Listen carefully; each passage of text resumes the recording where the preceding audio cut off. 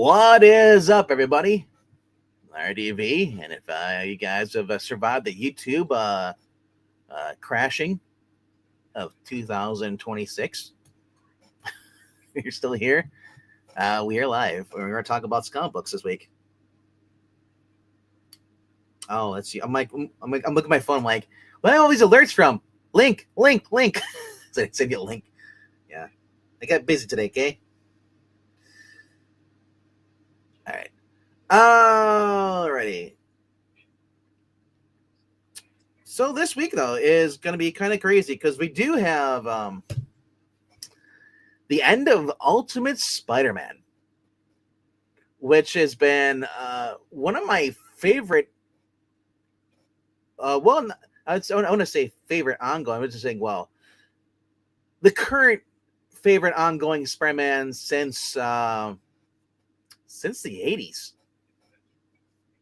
Spencer did it right. I liked a couple of issues, Spencer, but they kicked Spencer in the nuts, and said, nope, we can't have no more cute moments between MJ and Peter and stuff,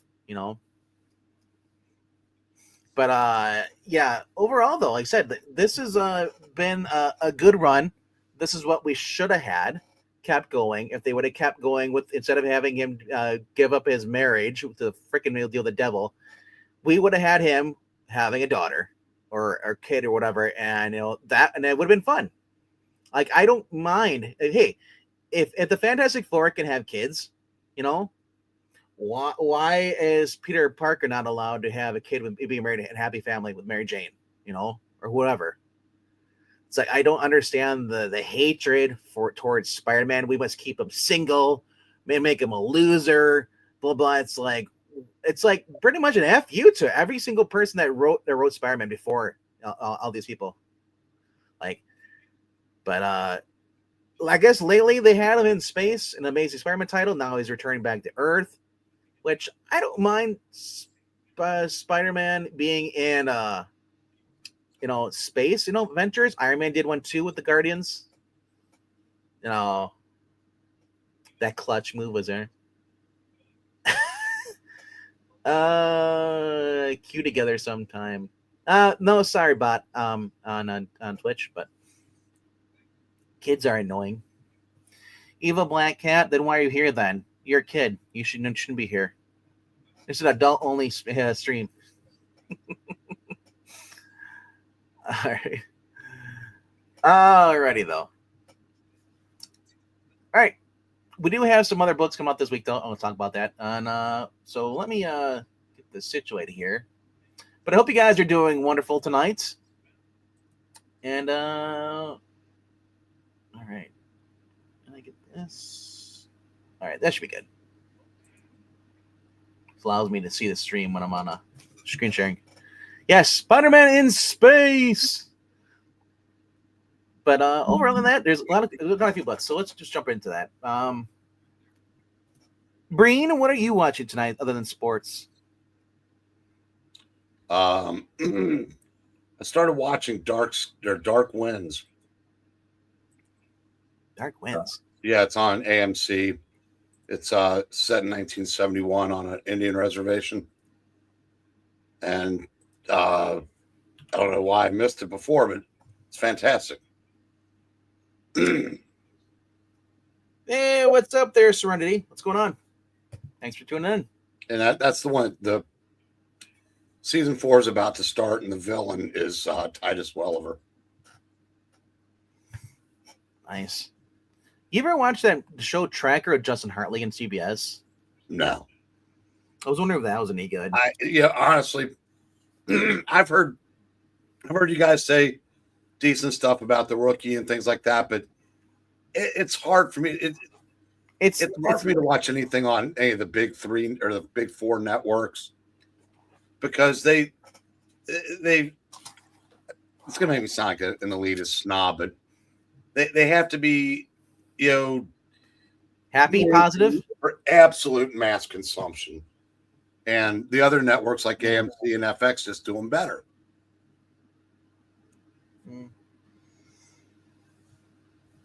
Although I've heard that Will Trent's not bad. No.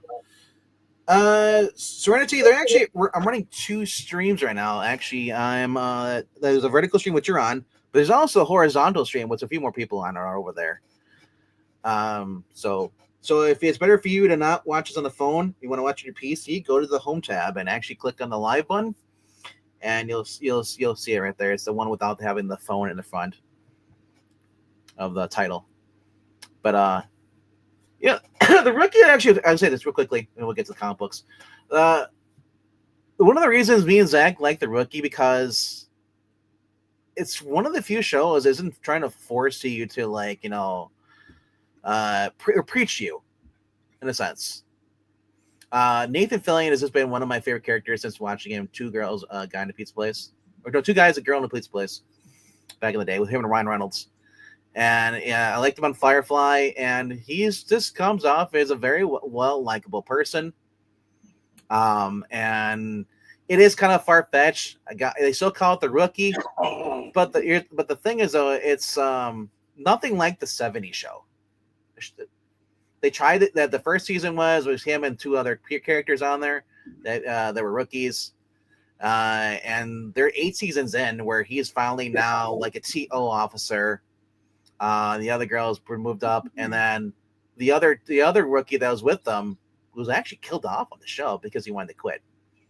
But I said overall, it's not. If you're expecting the levels of Bosch or the Shield or the Wire, you're not gonna get that. This is more of a positive thing where Nolan always gets the bad guy.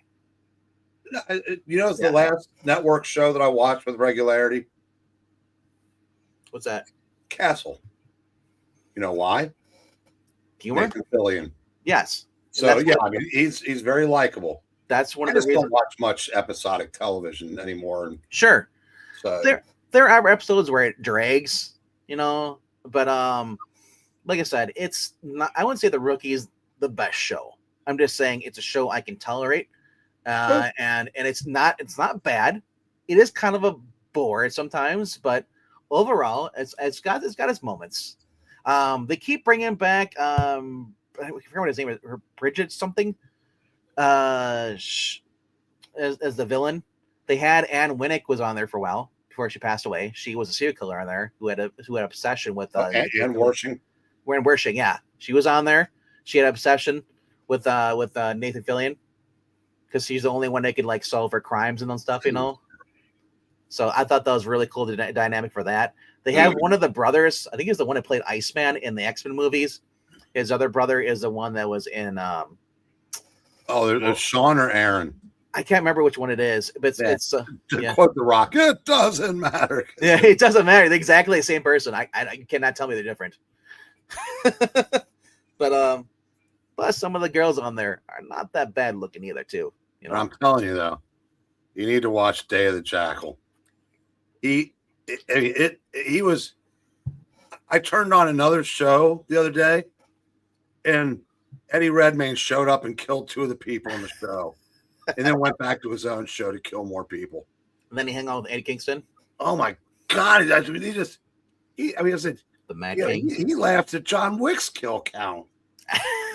It's just, wow, it was crazy. Is it like satire killing though? Like John Wick? No, he is a completely sociopathic assassin. He was ex-military, and his way he solves problems is he kills them. But he's also the most expensive assassin for hire on planet Earth. But they said to me, there's a scene where he wrecks his car because a kid runs out in front of his car, so he swerves to miss the kid, and his car goes down an embankment, and it catches on fire, and he's going to die. But the family that was living there saw it happen. They save his life, so all he does is steal their car. He doesn't kill them. So that's the kind of character he is. So you can't tell me he swerves when he drives, bro. What? He swerves when he drives? Whose house? well, okay, so you're going there. Yeah, that's But, that was part of the lyrics. So, then he kidnaps these two people and this old couple in an RV, and he lies to them, and the lady panics and tries to stab him, and so he kills the two old people. I mean, it's just like so you have to watch. I mean, he's a great actor. I mean, there's a reason why he does all that hoity-toity shit. Oh my summer summoner is trapped in Walmart. Please get out of there soon. All right, but yeah, it sounds pretty cool. If this never, I mean, if it's like Dexter, I don't like shows like Dexter. Not like Dexter. But he gets hired to kill the show's version of Elon Musk, and it's all the stuff that happened. He's got a wife and kid, and a deadbeat brother-in-law. So it's like he's got real-world problems, but he's trying to hide from his family who he really is. And then there's this group of investigators trying to catch him, but there may or may not be corruption there, and they at one point basically give up and just say, we're just gonna have to cut. We're just gonna have to take our loss on this one. It's like, wait a minute, the guy is he kind of worst assassin in the world, and you're just gonna say, "Oops, my bad, we didn't get him." This guy kind of reminds you of a Bullseye, Lester, where he just casually kills people. I love that. And I said it's one of the coolest things they did in that Netflix Daredevil is him just flicking things and having a bounce and hit people. I love that. Well, the difference between the Jackal and Bullseye is the Jackal has a conscience.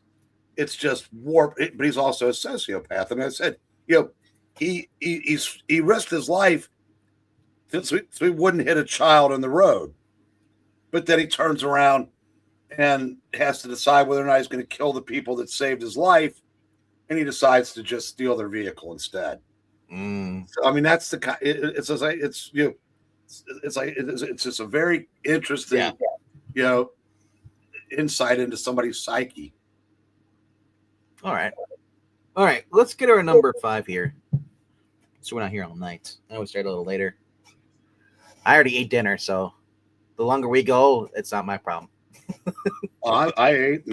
Okay, you ate? Okay. We have the bracket fights in an hour. Okay. All right, that's good. All right. Starting us off tonight, we're going to scroll down here for my first book recommended that I'm actually looking forward to. No, it's not the Chip Zdarsky Weapons Armageddon. I know I saw that. I think Wes was praising that in his previews. He's looking forward to that. Is Wes a big Chip Zdarsky fan? Am I misremembering things? I don't know. Yeah, I thought he said he was. I'm not sure. But I'm going with the other Wolverine, Saladin Ahmed. I'm going the lesser of two evils, I guess, if you say that. Pretty much secret weapons and Alpha Flight and Department H unleash a lethal weapon against Logan. They found a way to kill the unkillable mutants, plus Silver Sable against the ropes and fighting for her life. When I first saw this, do you remember? I don't know if it was Zdarsky's run. I forgot who it was, but we had like the Sinister Female 6. It was all female. The female. There was a Tombstone's daughter was the new Beetle and all that stuff. Out of Marvel for that was like a few years ago, and this. First thing I thought was like, you don't really watch Marvel movies. You didn't watch Endgame, did you? Where they have the girl moment, they stand in. Yeah, it's like your bit because it's only a couple seconds. It's almost like someone forgot to tell, hey Puck, you're not a girl. Get off the team. It's like he's like Buff Bagwell with the Hold on, actually emphasize women. Is that Marina behind him? In the wings, I think it's supposed to be her. Oh my god, that might be the first female character that's prettier now than when all comic book women were pretty. You have there's a new Vindicator. I think that is a Marina that's supposed to be there. Yeah, it's Marina Smallwood. Snowbird, Naira, and then as a new Vindicator, and yeah. So that's what it's supposed to be. It's supposed to be a all new, different Vindicator, because the original Vindicator and his wife refused to take part in this. Apparently, they're all under lockdown because of the events of the Krakoa bullshit. That's why I said I hate Marvel. They ruined everything. I know, and apparently Alpha Flight, are they mutants or whatever? But they're pretty much they're in prison, and they're forced to basically work for the government, and they're only released when the government puts them on a mission. So the other two decided to stay in jail, the original Vindicator's wife, and they gave the title to this other girl who's pretty much a straight up bitch. She's a see you next Tuesday. And then Wolverine is with Silver Sable, and Silver Sable, they're just trying to defend these mutants from the Canadian government. I love this Dan Panosian cover. I really wish Panosian was doing the interiors. I don't know what, I guess they find it cheaper to pay Mike Henderson than it is to pay Dan Panosian to do the interiors. Or maybe Panosian just takes forever, like Jim Lee, to do interiors. That could be that too. I don't know. But yeah. The only thing I don't like about the last issue, and I don't know how, for me it's out of character. Silver Sable back in the 80s and early 90s, if she was fighting against somebody, she didn't get her ass kicked. She was the one that's kicking your ass, So they kind of have her like, she can't hold her own as much against the Vindicator. Vindicator's fighting against her, and she's getting her ass kicked. And I'm thinking, like, Silver Sable would have shot her in the head. This is the variant cover, which I don't understand why it's a variant cover. This looks, dear God, Frank Miller's art today looks better than this. I don't know who thought this was a great idea. Oh my gosh, I just realized those are his legs. They're folded up. That's what it is. Those are his knees, his legs behind him, Breen. I was wondering what this blue stuff was. Oh my gosh. Oh my gosh. Oh. Do you know what the first thing that comes to my mind, though, Breen, when I think of Wolverine and those pants? I always go back to Chris Benoit. All right. Chris Benoit would always he'd always wear the Wolverine tights. When he was in his ring attire. He has the stripes on his legs. Mm-hmm. And then for a while, people started doing that for like the football NFL stuff. Had those kind of weird pants, sweatpants you could buy. But Saladin Ahmed this is the second series that I read by him. The other one was Justice League Red, which is a mini series, which is end wrapped up, which I thought was pretty decent for a side story. This is the second Wolverine I'm going to be reading by him. I tried reading his Daredevil. Again, I read that first issue after the Zdarsky run, and it was trash. I didn't like it. But maybe it's my nostalgia, the fact that I'm more biased because I love Wolverine, and that's why I'm giving it more of a shot. Am I liking it better? But I would not go on a limb and say, hey, this is the best book of Marvel right now. This is the best Wolverine book ever been made. No, I'm not going to say that. But I'll say it is semi-entertaining. I just wish it wasn't $4.99. I wish it was back to $2.99, because when you have a Teen Titans Go book that's better than most of the stuff that's out there for $4, you got quality issues and you need to get rid of writers. Or actually, I should not get rid of writers. Get writers. All right. Going into my number 4 for this week. Hello to Cheeseburger and Comics. All right. The number 4 for this week, as we scroll down. Exquisite Corpses is still going. I thought that was going to be a mini-series. But apparently it's an ongoing. Did not know that. Well, it's just a maxi series.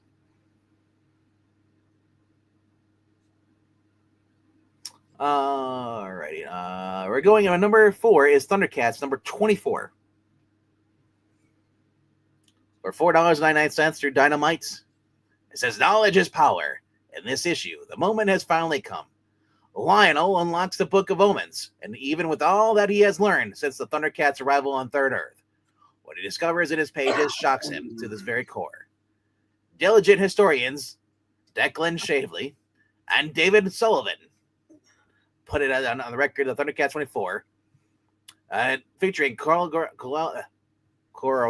corroborating covers by Shalvey, Lucio Perillo, Jay Lee, and June Chung, Emilio Pillow, and Mannix. I don't know how Jay Lee keeps getting art or stuff, but this is Declan, not Declan, but Lucio Perillo's cover. This is what I expect if they did a live action. They just had Jason Momoa with red hair.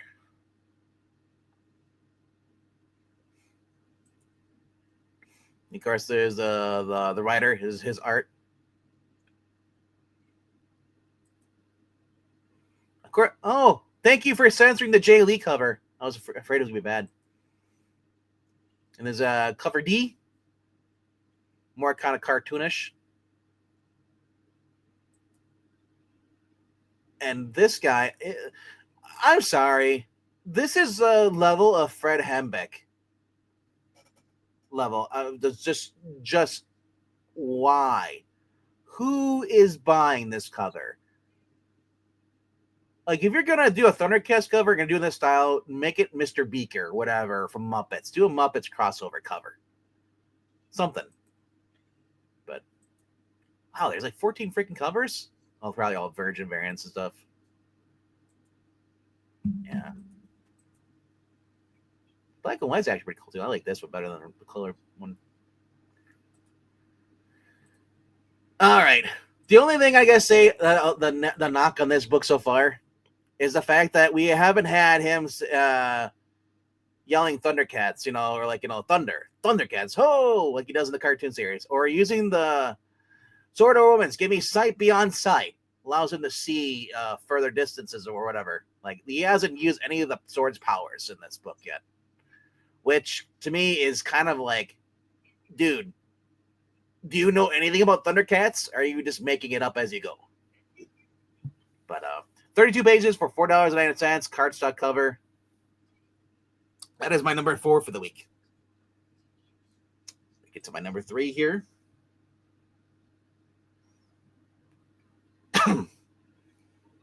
Number 3 for the week is another, probably a much better book as we go down, which on my list here. G.I. Joe number 19, over at Image Comics through Skybound. I believe this is Josh Williamson. Just waiting for it to load. There it goes. Yeah, it's Josh Williamson. Joe versus Transformer. The secret is out when Duke discovers that Clutch has been hiding the Autobot Hound from the Joes. Can anyone stop him from putting down the Hound permanently? Yeah. The backstory, if you did not read the Duke 5-issue miniseries that came out before G.I. Joe, Duke was riding in a plane and a jet, and Starscream came up, attacked him, and killed his buddy in the plane, smushed him. And ever since then, Duke has been hellbound to find these giant robots and get revenge. But the government's been playing kind of hush-hush with him. And his best friend, Clutch, who discovered a G.I. Joe, or it was a G.I. Joe, discovered a Transformer, and Hound. And they've kind of had this friendship because Hound actually ends up saving him from the Joe, or from the Cobra when he was taken hostage. And so, like I said, it's going to be kind of interesting to see how this goes. And Josh Williamson's been kicking ass on this. Is he still on Superman? I can't remember if he is or not. But this has just been a lot more fun. And here's the thing: these are two properties I really do not read at all, aside these Skybound, Transformers, and G.I. Joe. That's like that's like telling Brain, hey, it's like, hey, Brain, I want you to go read Ninja Turtles. It's something so far out of your wheelhouse. You're not going to go on your way to go read that. But when you could actually make something that's something you didn't like before and put a new spin on it and actually more of my liking, hell yeah, I'm going to check it out, and I'm glad I did. Plus, Josh Williamson's writing has been phenomenal. I know he did that. Was that Batman and Robin? I think he was doing that for a while. And then he also did Robin, Son of Batman. I think that was him too as well. But alrighty. But that is my number 3 for this week. Now you want to look? Oh, that's right. You guys want to look at the covers. All right, cover 1 or cover A. This is weird. So usually they upload digital photos, but this one is just a screen. Someone took a photo of the actual cover in a bag, and then scanned it and put it on. It's weird. We have the Black Saber Comics, basically George Vega variant right here.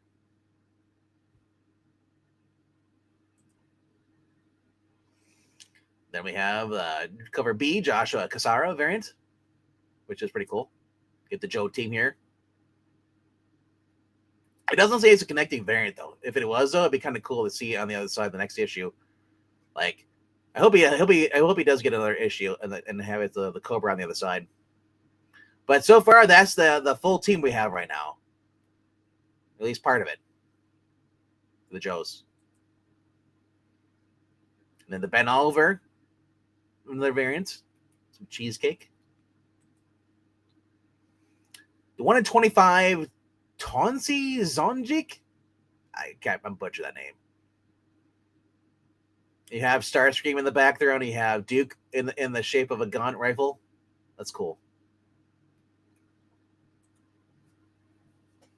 Then the 1 in 50 Trevor Hairside variant, which is badass for 1 in 50. I love the detail on the actual like Jeep and stuff Transformer. Then we get into now. This is like the 100 Simon Parr foil variant. This looks more like a trading card quality. Then we have cover G, the John Armour wraparound die cut foil variant, which my shops never get these because you have to buy a ridiculous amount of books in order to get these. But alrighty then. What's up there, Undead Quinn, coming in with his number 3, saying it's his number 3 for this week is Death Fight Forever, number 1. And also his number 2 is Arcana, number 14. Just about to go on to my number 2 there. Number 2 for this week. I'm gonna jump back into this. We're going Batman Superman, World's Finest, number 48. Enter the crime syndicate. They are the finest duo in the world, but which world? Forget Batman and Superman. Welcome to a chilling tale starring their evil crime syndicate doppelgangers, Ultraman and Owlman. Marcus Toe's on here. I'm not sure what Marcus Toe's art looks like. This is still Dan Mora doing the covers here. $3.99 for 32 pages. Man, it's almost a crime to have Dan Moore on a cover and then put someone on the interior who's probably nowhere near his level of artiste, or at least just quality. Mark Spears, this is his Joker variant. I don't get the appeal of Mark Spears. I guess people like this. I'm just not a fan of it, that style. It looks like you just use a computer program. You didn't draw or nothing. You just basically had like a, dad's studio. And took Abraham Lincoln and changed his skin, and dyed his hair green. I cannot see it. It's Abraham Lincoln with a crowbar. Our World's Finest cover C, Adrian Gutierrez. This is cool too. I like this.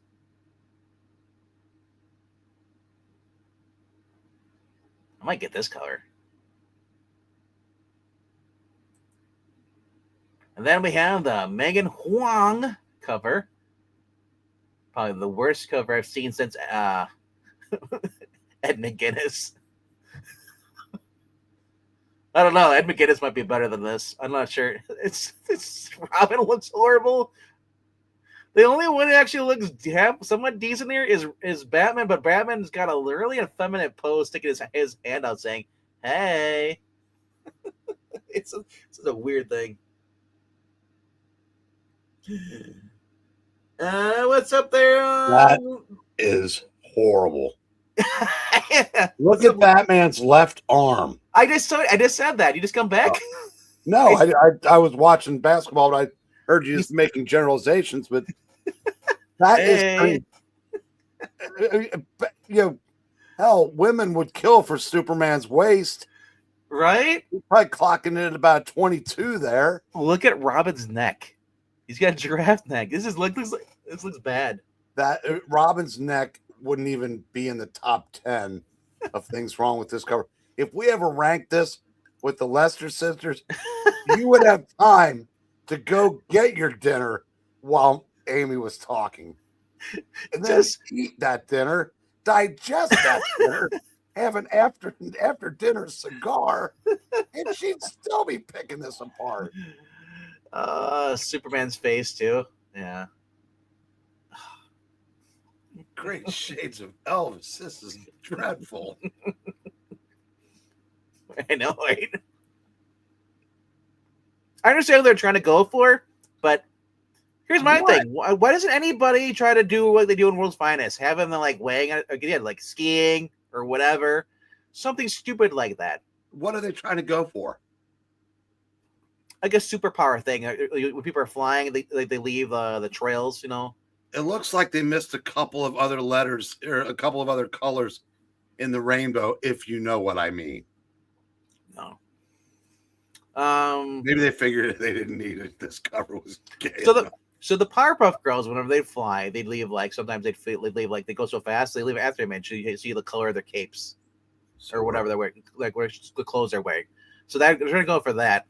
But here's the thing, though. The Powder Puff Girls. Powerpuff. Oh, Powerpuff. Yeah. So we're now taking Batman and we made him a Powder Puff. It doesn't make sense so with even with them, because the fact that if you had three people that are flying, that's different. But Batman and Robin are pretty much, I don't know where they're going to, but Batman's actually looking for where he's aiming or trying to grab. Robin's just doing a weird pose. It's just disturbing on every level. Like I said, this is the Dan Mora cover. I do like this. I'd rather be locked in a comic book store that only had Scotty Young covers than see that one again. Right. Hey, once like you say, it's incredible what passes for art these days. And what fails as art these days. Undead Quit saying, I hate Fairland, cover number 48. Or cover B. Derek Land. So you're really into the I hate Fairyland. Undead Quinn, did you check out Dork D apostrophe ORC? Came out through Image last week. Pretty entertaining. All right. That was my number 2 for this week. We're gonna go on to number 1. Number 1 is obviously what you guys hear if you're reading comic books. This is what you're here for. It's on the thumbnail. You saw it. Number 1 for this week is Ultimate Spider-Man number 24. Final issue, and it still gets beat about by absolute Batman. Crazy. The end of the line. This is it, folks. Seriously, you're not going to see this character ever again. Wink. The last you'll see of Spidey and his ultimate friends by Jonathan Hickman and Marco Cicchetto. That's all we can tell you. $6.99 for 48 pages. They're giving us 12 covers for this final issue.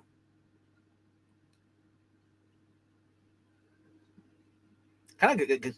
Honestly, it looks like they're combining some of the actual covers. Like I think the bottom there might be part of one of the earlier covers.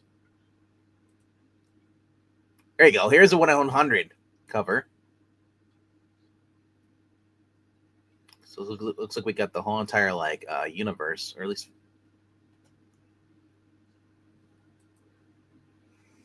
Wow, Phil Noto has a 1/1000.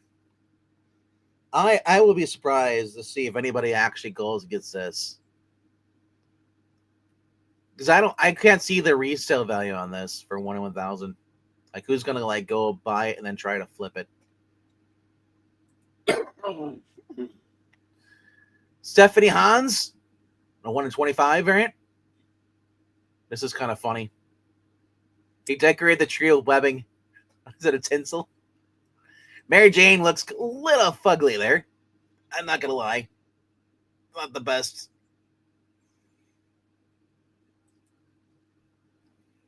Marco Cicchetto, 1 in 500. This is badass. I would love to see this in a movie. Honestly, bring back Andrew Garfield. Let him get a little older and let him be Spider-Man again. We'll have an older Spider-Man with a family. Then we have the 616 comics, which you'll see if you watch Wes. Wes is always promoting this website. You can get a discount through him. I think he used. I think he credited. Was that? I'm not sure that's quite the right word. What is? I can't say what the right word is. I don't even know what you're talking about. Wes and that's 616. Oh. 616 comics. I know. You say he promotes them. I said I'm not quite sure that's the right word. Well, if he's getting a kickback, possibly yes, But he's always every video he does, he's always talking about 616 exclusive. I know. So he might be a little bit more effusive in his praise than just promoting. Yeah. Well, I'm just saying, go over to his channel. You can actually he has a code over there, and you can actually get a discount if you're going to go for this. I don't have that deal. So if you're looking for exclusives, you want to get the exact covers, physical variants, I'll just tell you the cheaper way. Right click, hit the save as right there. See that? You can just do that. Instead of going and spend 20 to 30 bucks on a comic book. That's ridiculous.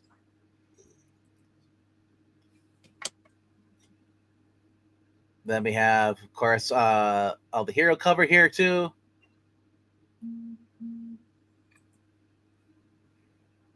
We have the villains cover variant. This is probably my favorite one, Elizabeth Torque. If I could find this one, this just has all the Peter Parker family. They like that, and I'm guessing that's Uncle Ben down there with Aunt May. Yeah, because remember, Aunt May had just been killed right before the series started. Yeah. So yeah, I didn't realize Uncle Ben served in the war and stuff. Oh, I was looking at the family photo. No, the very bottom. I was looking at the one. Or actually, know what? That take it back. That might be his parents, but Peter's parent. Yeah, because it's Aunt May and Ben, and because that was probably right before she was killed. Yeah. And then the one in the middle there, that's his parents, because he never, yeah. Pretty cool. I like that. Of course, yeah, him helping with the science stuff. Just, yeah. This is what they took from us.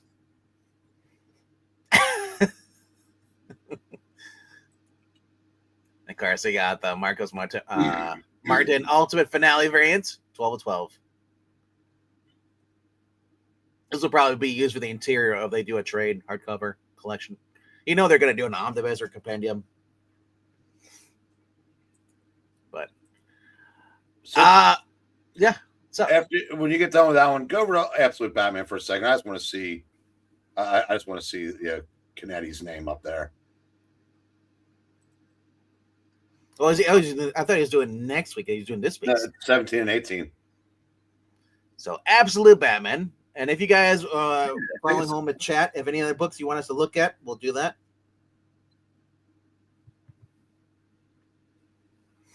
All right. 28 freaking covers, bro. I don't want to look at the covers. I just want to see his name up there and make sure that it is this issue that he's doing. Oh, I thought you want to look at his cover. No. Yeah. Honestly, I wouldn't recognize. They're not going to list him in here. They don't list the actual variant cover artist names in here. The artist of the book. It's right there. So that's one of it right there. Okay. Yeah, I don't give a shit who draws the covers. I thought he was doing a cover because isn't he a variant artist? One of the variants, but he's also doing. wanted to make sure. I want to see if this was one of the two that he was doing the interiors on. Yeah, he's doing the interior. Yeah. And here. Yeah, I didn't know if it was 1718 or 1819, but it's very cool that he gets to do the biggest book in the world. This is his variant cover. Dues. So I mean, that's a career-making assignment. So this is a preview of what you're going to see come of his art he does style. Which is, look at that. That looks, bleh. It looks slimy. It looks real. I hate that. Bleh. That's gross. Ugh. Ugh. Okay, we're done with that. That's cool. Yeah, he's excited. Is he the type that's going to stay in the business to do interior, or is he kind of using a stepping stone, or you do not know? He did an issue of Spider-Man probably in like 2009. He's been around for a while. Oh, really? Yeah. Oh, nice. That's cool.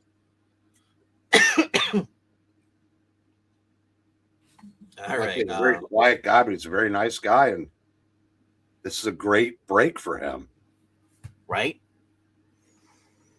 And the books you're looking at right, or these, I do have them. For those who are watching YouTube, I don't know if it's on the PC, but on the YouTube's this thing where I can now tag actual comic books and stuff in there. So if you guys end up buying a book or whatever through the tagged links I have in there, the channel gets a commission.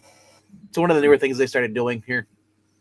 If you think about it, and it's 2026, and he's going to be doing a book that, whether or not it's read by that many people or see, but that is actually that sells in six figures. Yep, that's a lot of exposure. So Dan Waters is still doing this. I think his next issue. I want to say Dwayne McDuffie. That doesn't sound right. Jessica Murray. She's pretty woman there. Yeah, Dennis Cohen's back in the next issue as the interior artist. I think he's going to be doing a few of these. So that's not this. This is next week's or next month's March. So for those who are like a fan of Dennis Cohen, this would be a couple of issues to get you're getting though. But I tried reading the previous issue for this. And you're right, dude. Jessica Burby is a babe. Swing. No. Good art. Boring story. I don't know. And I'm not digging this whole Nightwing Prime thing. I understand it's from when Nightwing was he Rick Grayson? I can't remember. He had all the different. He was Rick Grayson, yes. Yeah, and then all these different Nightwings started popping up. Cops, became his Nightwing army or something like that. They all because they needed a Nightwing. So yeah, I'm just not a fan of that. To me, that reminds me of is that awful story in what was it? Not awful story, but I mean the Christian Bale, The Dark Knight. You remember all the people started proposing as Batman and they were getting killed? That's real. That's what would happen with all these cops if they would have started posing as Nightwing in the book. It should have happened. But I don't know. It's like it's just like I've never liked Batman Inc. It's like you're diminishing what Batman is. It's Bruce Wayne. He's the only one who can do it. All of a sudden, everyone can just put in the costume and be Batman, like Jace Fox. Fuck that. But anyway, though, I don't want to sit here and rant on Dan Waters. Batman Dark Patterns is probably the best Batman book series I've read in a while. All right. And welcome back there, Summoner. Hope your trip to Walmart was a experience for you.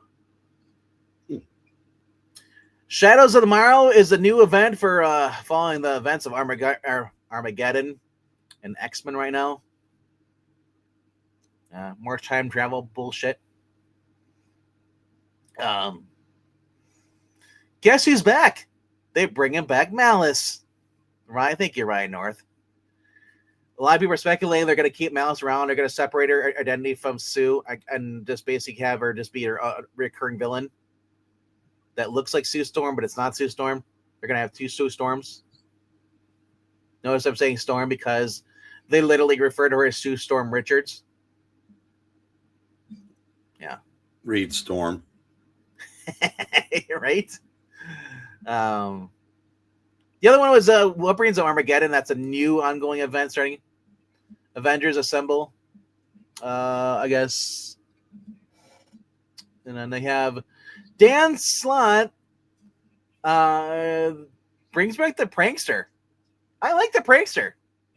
I just wish it wasn't Dan Slott writing it. But apparently Dan Slott's... Did you hear that rumor from Grass was saying? I don't know if it's true or not, but... yeah, coming back to Marvel to do a Ultimate Spider-Man? ongoing in the Brand New Day era. Or yeah, that's what it was, Brand New Day. Nobody liked it. They will do literally anything but give fans what they want on that character. Right? You got to give the fans what they want. Fuck Marvel. Yep. Catwoman has been dragging on. Torn Grinbeck, it was a decent writer, but don't know where she's going with this. Bring back the girl who wrote was it Ladyfingers? Joel Jones. Bring back Joel Jones. Put Joel Jones back in the book. Hell, put Ram V back in the book, or something. All right, I don't care about New Avengers or Jen McKay. This has been kind of a dull book. We got Null number 2 coming out here. Doctor Strange. Generation X. Yeah. Is that her and Honey Badger? Or is that supposed to be her on the cover twice? Walking Dead number 131 is coming out this week. Then we have End of Life. Evie Starks? I've never heard of this. I'm afraid to click on it. It's a Vertical book, new number 1. Click on it real quickly. Ghost Pepper number 8's out. It's Jeff meets Daredevil number 1. White Sky. That's another one.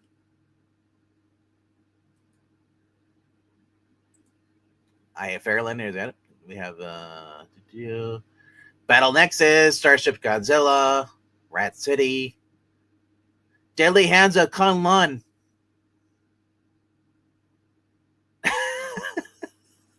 Do I dare click on it?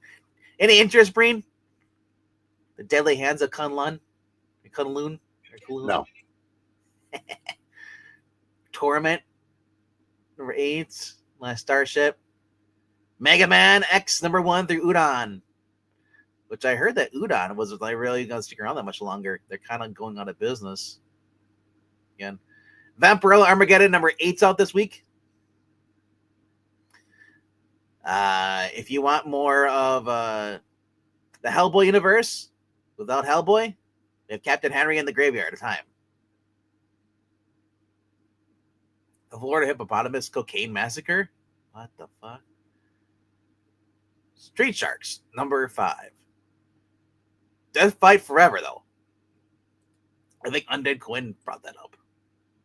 We'll look at that, too. We'll quickly go to look at End of Life.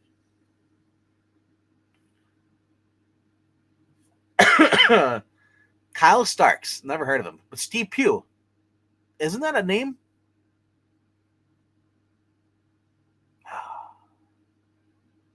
He says into the distance.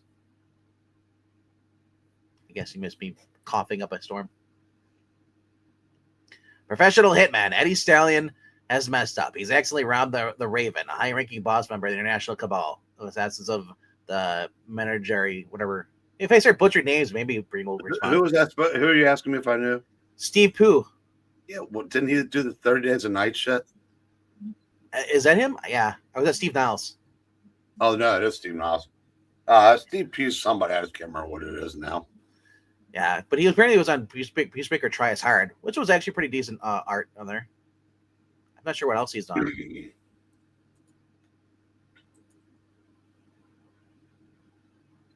Let's see if he has any cover. Steve Pugh. It sounds familiar, like I've heard it before. British artist, Animal Man. That's where I know him from. Okay, he was on Animal Man and back in the 90s. Cool. All right, so he's doing end of life here. It sounds like they're trying to branch off the Brubaker criminal kind of thing a little bit. And he chooses basically robs the wrong person. Now the person, and he chooses to hide in one place. Everyone knows he'd never go. The small Midwestern town of Pluto, home of his estranged father, and his known hard ass George Stallion. Looking for a safe harbor, Eddie finds himself his resentful father dying of cancer. Old friends looking to collect the bounty. And assassins who have wanted a town a canceled newspaper comic strip creator turned local crime lord. And his childhood first love. As Eddie grows more attached to the people of Pluto, he'll have to step in and solve these problems the only way a hitman knows how. I don't know. Any hope for this, do you think? It's a number one. It's suggested for mature readers. It's through DC Vertigo. I think Kyle Starks is... No, it's Kyle Higgins. God, Kyle Stark's name sounds familiar too, but I can't remember what from. I'll find out. Kyle Starks. Rick and Morty. I hate this place. Oh, okay, then I have no use for him. I mean, I should say I've never read anything of his. I was gonna say, yeah, if it's something, yeah. Looks like he's done a lot of indie stuff. Okay. Creep Show. I hate this place. Yeah. Wrestle Heist and Dog and whatever that is, So who knows? Maybe this will actually be a good book, Quickly go to the covers here. There's only 6 covers. Yay! Sebastian, there's a variant here. The Wonder Man cover.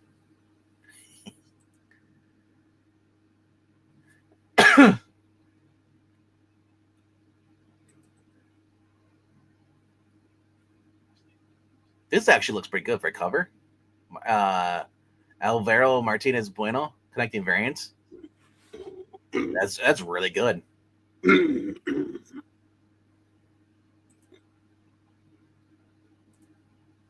Actually, I'm pretty good. Let's see if I know. Other one was what we got here. William Harms and Leaf Lovebridge is going to color on here too. This is White Sky. 5 years ago, the sky turned white and the world ended. Violet and her father David are forced out of hiding and flee towards the ruins of San Francisco, where they believe they'll be safe. Not really get stabbed. You could get killed by someone rob you with a knife, man. But in this haunted world ruled by ghosts, no place is safe. This could actually be a good series. I've never heard of the writer. It's a new number 1. It's through Image. Oh, to find out. I might add this to my pull list.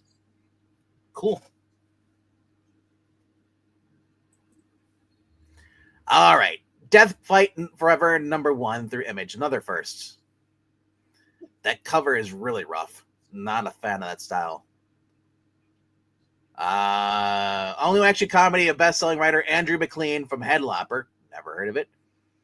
And Gonzo artist Alex Zirit from Space Riders. Never heard of it. Super Thief Bruiser Brothers Crash and Bash Biggle. Jump into action to help Commander Thunderfang fight the... This sounds like Final Fight. I guess it's a Final Fight knockoff or whatever. But the fight international crime boss Lord Slither, but a run of them with Marla Mendoza. Better than Carlos Mendoza. Leader of the Cops gang and the Slither's most formidable loyalist changes the course of Bash's life forever.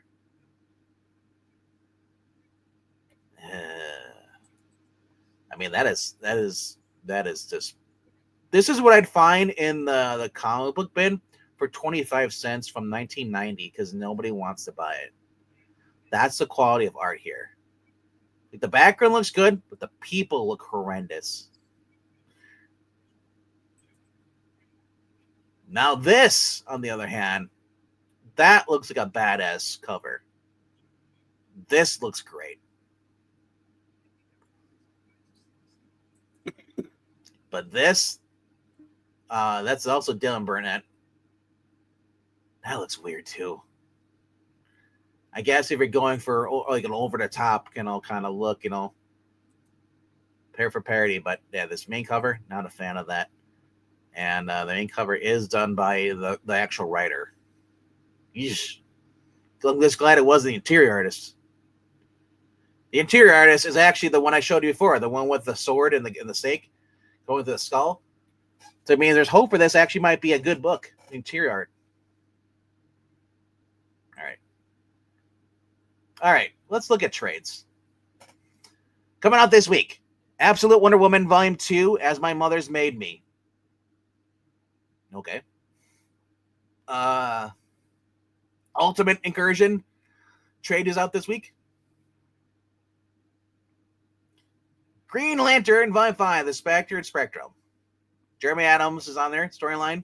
His last one he did with Green Lantern and the Green Lantern Corps books together. And then we have Mark Waid on The Flash. This is Omnibus Volume 3. $150. Pretty steep for me, though, but one of the best eras of the Flash. Shade, the Ever-Changing Man by Peter Milligan and Chris Bacalo. Omnibus Volume number 2, hardcover. Superior Spider-Man Returns Omnibus. I didn't like when he showed up the first time. The Tin Can Society. This might... Who is this? Sounds familiar. Volume 3 of Witchblade is out this week too as well. Thunderbolt's Doomstrike trade. That's Lansing and Kelly. You can skip that. It's one of the worst writers. Young Avengers, though. Modern Era Epic Collection. Children's Crusade. The Children's Crusade. Also out this week, Batman and Robin by Peter Tomasi and Patrick Gleason. Book 3. Really cool. And then we have Lost Marvels number 3, Savage Tales of the 1980s hardcovers. For $65 through Fantagraphics, which actually looks pretty cool. And then we also have the Green Arrow Golden Age Omnibus Volume 1. Okay, so that has come out before. This is the 2026 edition. Yes. I thought that looked familiar. Yeah. Vampirella Archives of Volume 3. Damn. They're just up to number 3. I have the first 5. I need to get to 6 before I can. They were at 6 before, I thought. 5. No, the hard covers they've already done. Oh, they're doing soft covers now. And my cheap ass would rather get them in soft cover. I don't blame you. All right, Tin Can Society. That is done by Peter Warren and Franco Mobley. I've never heard of this. It's a hot Asian chick with a gun on the couch. Tin Can Say is a heartfelt and human look at the evolution of friendships across a lifetime at disability and ableism in the... When you start using those words, I don't like that.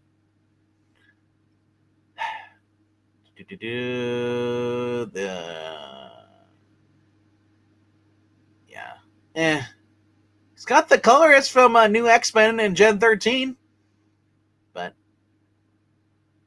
I'll pass on it. Lost Marvels number 3, Savage Tales of the 1980s. Fantagraphics Marvel series collecting all 8 issues of the long, out-of-print, tough-minded 1980s run of Savage Tales. Will hit you like a punch in the face. For 13 months in the mid-1980s, Marvel has assembled some of its strongest artists and writers to tell you gritty, harrowing, and blackly humorous adventure stories, ranging from the gangster noir to historical battlefields to the deadly Old West to post-apocalyptic futures. Unseen for nearly 40 years, here are some of the most shocking work of artists: John Severin, John Buscema, San Glansman, Val Merrick, Ron Wagner, Gray Morrow, Wayne Van Zandt, Herb Trimpe, or Trimp, would have you heard it both ways, Michael Golden, Joe Jusko, Mary Wilshire, Arthur Sunem, Will John Kuntz, Vincent Waller, and Ken Stacy, and writers Chuck Dixon, Bill Ray, Don Cryer, Robert Kaniger, Denny O'Neil, Doug Murray, and Archie Goodwin. Stories include Severin's and Dixon's By Rail to Vladivostok, on Murray and Golden's The Neon, 1967. Glansman of War and Peace, The Trinity, and John Cook's Blood and Guts series, and Trimpe's Sky Wars series. So reprints all the issues that run. The first time they have seen print since 1986. Wow. They're produced in facsimile format, including color covers. $65 for 528 pages. That's pretty cool. I didn't know they even had like something like this there. And the fact that Chuck Dixon is getting a book reprinted means they got to pay him royalties? What? So he gets an extra $1? Yeah. Cool. That's actually pretty cool. It's only at $65 and it's hardcover. But the book you guys will all come to see here. In 1941, during the peak of the Golden Age comics, the Green Arrow made his debut. Armed with only a bow and quiver full of arrows, the Emerald Archer and his teen sidekick, Speedy, must battle corrupt gangsters, evil Nazis, and deadly super villains as modern-day Robin Hood. These adventures also included the debut of some of Oliver Queen's and Roy Harper's greatest weapons and their war on crime, such as the aeroplane, an assortment of trick arrows, including the punching bag arrow, probably. These groundbreaking class stories, which starred Green Arrow's decades-spanning fandom, are gathered for the first time in this singular, expansive hardcover collection. All right, Green Arrow, The Golden Age on the Biz, Volume 1 collects for the first time ever all of Emerald Archer's adventures and from More Fun Comics 73 through 107, Adventure Comics 103 through 117, and World's Finest Comics 7 through 28, and include a foreword by legendary comics writer Roy Thomas. So here's the main cover. So that's what it's fiction. So I'm curious, when was the original one? 2017. So this is only the second time they've reprinted it, or first time they reprinted it since 2017. Isn't that bad? I guarantee you it probably goes for more money. But it looks like it has the same thing. They used to have that at Ollie's. Cool. So it had gone out of print, but kudos for bringing it back. Yeah. Honestly, if it was out of print, I can imagine how much it goes. Again, if it made it to Ollie's, I've seen things, that made it to Ollie's, which would have meant it would have been about $25 there, $30. Yeah. And then it's like someone flips a switch and decides they want it. And I've seen people flip them for more than cover price. Wow. But I've also seen them not ever get any more than the Ollie's price. So it's not maybe the best place to speculate, but which is kind of why I'm a little surprised that they're bringing it back. But, yeah. I mean, we just had Golden Age Batman. There's a Golden Age Green Arrow. You know what you're not finding at Ollie's? Golden Age Superman? No, Golden Age Batman. No, I've seen Golden Age. I bought a Golden Age Superman at Ollie's. Oh, nice. Probably the last thing I found at that godforsaken place. The only thing I want is Golden Age. I think you have that one, actually. I might have the one. I think you found yours at what, like half price or something? A long time ago. Yeah. Like volume 3 or something like that? Yeah. I want Golden Age Flash. That's what I want. I want Golden Age Jay Garrick in Omnibus. I was like, there's like 26 issues or more than that. Can't remember what it was. It was 104. Was it really 104? Wow. Yeah, because the first Barry Allen Flash post showcase issues is Flash 105. They kept the numbering. Wow. I used to have that. Dang. I had one issue of the Golden Age Flash, but I don't remember what number it was. I wonder. I have to talk to Great Legend. See what he has. I know he has like a lot of the Shazams, early Captain Marvel ones. Yeah, I think that's all he collects though, as far as Fantastic Four. Dang. All right, though. But that's it for this week, though. And hello to Henry. Yeah, that was it. The other one, was, I said, the Mad Love was the facsimile they had this week, too, for some reason, because for Valentine's Day, they missed it. And then the Detective Comics, which is 575, which is Batman Year 2, Part 1. And then there's a Mad Magazine coming out this week. Death to Pachuco. And that, oh, no, that's... I you know what's still going on? Gunpowder Profits is still going on at Mad Cave. Good night, nurse. Facsimile of Civil War. Bad enough.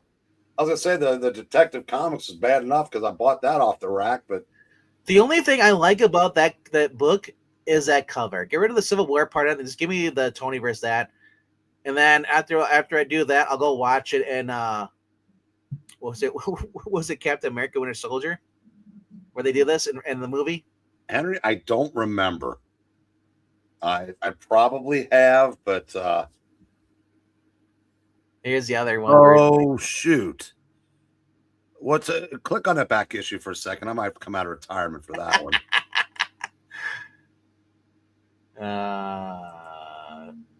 Looks like they're doing Jack Kirby stuff. That's not Jack Kirby. The Kree Skull War? He had nothing to do with that. Oh, I thought he did.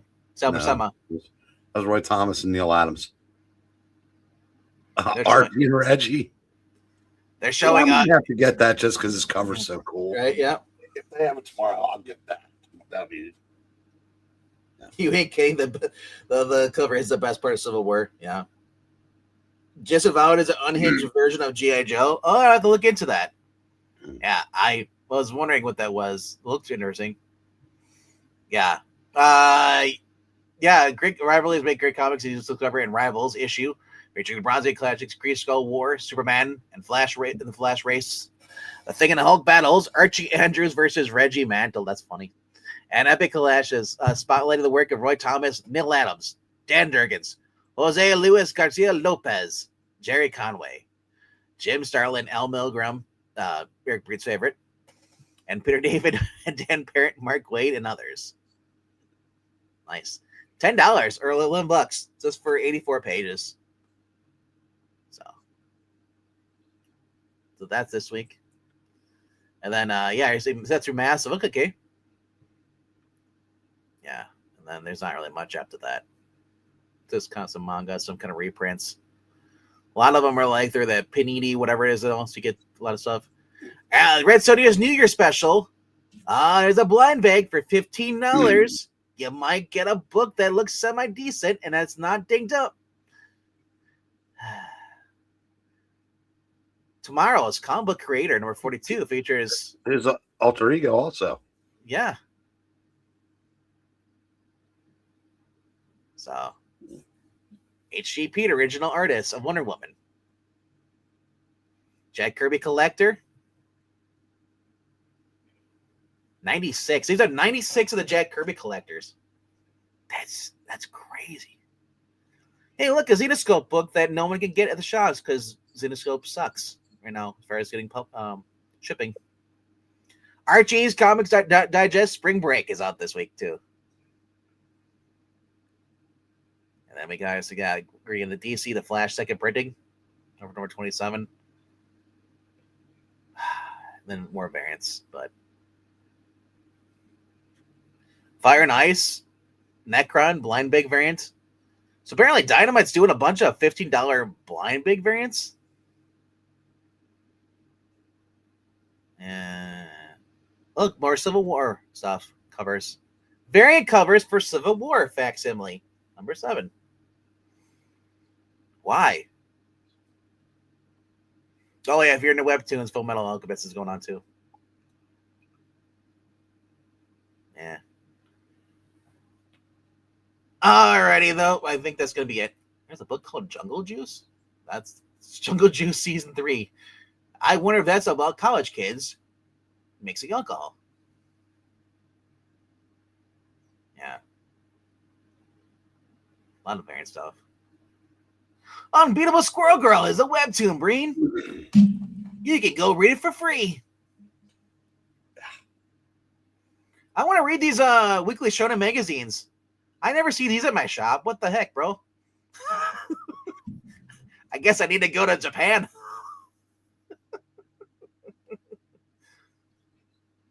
Very interesting.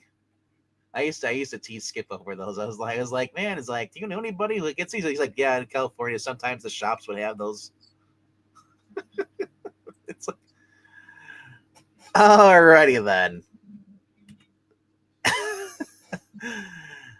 All right. What's up to Henry? Hello to Clint. I forgot that Street Shark started. You're better off forgetting about it because it's not that great of a series. It is just horrendous for me. Street Sharks. That is. I forgot what. It's not, I don't think it's Stephanie Phillips. It might be Stephanie Williams that's writing it. It doesn't matter. It doesn't matter either way. All right, but all right, $50 blind bag, is that too much, dude? $10 blind bag is too much because you have a slim chance you might get a good cover, but for the most part, you're gonna get a cover that's dinged up because they always get every cover gets dinged up during transit. And the worst thing about paying overpriced for a book that's it's probably worth more is when you find out the covers get indentations or the corner is completely fucked up inside the bag. And then you're like, oh, sorry, you paid $10 for a quarter book. But that is it for tonight because we're going to go over to I Love Comics. We're going to be doing bracket fights. So all the previous winners of the previous cover rankings will be going head to head. And I guarantee you, your favorite will get knocked out in the first three rounds. Because Bree and I know every book that we like, he puts against each other in the very first round. It pisses us off. Yes. All right, though. But thank you guys for tuning in. Hit that like button and subscribe if you haven't done so. Get the notification bell. Ring that if you're on your phone. Turn notifications on. We'll be live tomorrow night for a special. We always do manga rings now at 11 p.m. Central, 12 p.m. Eastern. We're gonna be reading the second book of Scott Pilgrim versus the World. I'll be there with some other group, but thank you for tuning in, Henry. It's great seeing you on the channel. Clint, I haven't seen you on this channel in a long time. Same with Undead Quinn. Great to see you guys back here. And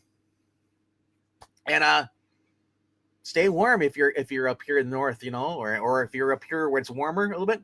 Enjoy the weather because we got like 5 more weeks of this horrible cold.